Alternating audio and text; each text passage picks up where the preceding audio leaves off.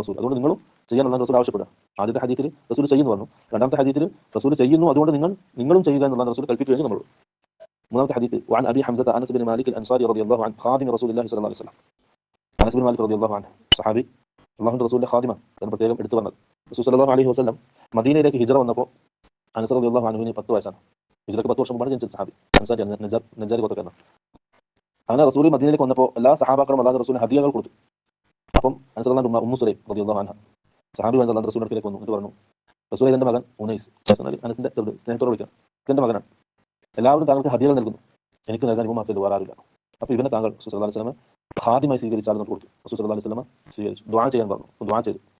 അല്ലാഹുമ്മ അക്സിർ മാലഹു വവലദഹു, അല്ലാഹുവേ അനസിന്റെ സമ്പത്തും മക്കളെ നീ അധികരിപ്പിക്കണം, പുറത്തുള്ള അവന്റെ പാപങ്ങൾ നീ പുറത്തു കൊടുക്കണം, അനസിനും അനസിന്റെ ഉമ്മക്കും രണ്ടാക്കും അല്ലാഹു റസൂൽ ദുആ ചെയ്തു. അത് സ്വീകരിച്ചു. അല്ലാഹു റസൂൽ ദുആ ആണ്. അനസ് റളിയല്ലാഹു അൻഹു വഅത്തിൽ ഉംറ